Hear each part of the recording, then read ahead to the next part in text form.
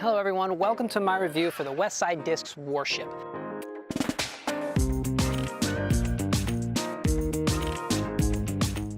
The Warship is a very straight mid-range.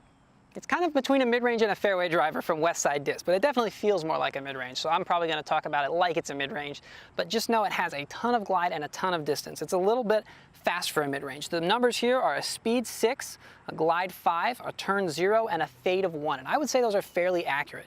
The Warship is, like I said, fairly fast for a mid-range, very straight, and it has a ton of glide. It just likes to stay in the air. It just goes very straight, very far.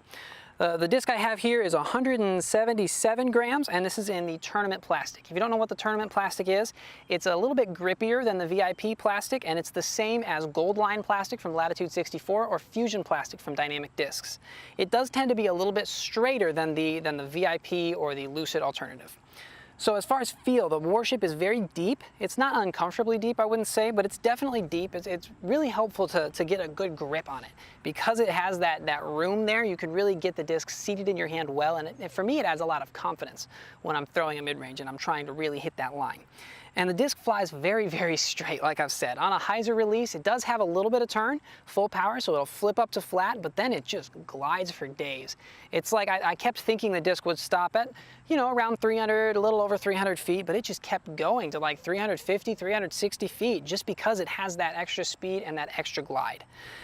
On a flat release, it did tend to work to the right a little bit, but something about this is because it's slower than most fairway drivers, it didn't work really far to the right and then really far back left. It just kind of drifted a little bit to the right and a little bit back left. This disc is very forgiving. So if you're trying to throw like a hyzer flip, a straight shot with it, and you end up throwing it just a little bit too flat, you can trust that it's not gonna move too far off the line you want it. It just point and shoot, it just goes straight. And on an anhyzer release, like I said, it didn't move super far left to right, but it definitely held it the whole way. It only faded out at the very end, and this was because I had a little bit of a right to left wind and the wind got underneath it and lifted it, and that's why it had time to fade out. I think if I didn't have that wind, it would have held it a little bit longer and finished just straight. It goes really far. I cannot say how far this disc goes. I'm hesitant to even call it a mid-range. It says mid-range on the disc, but it goes very, very far.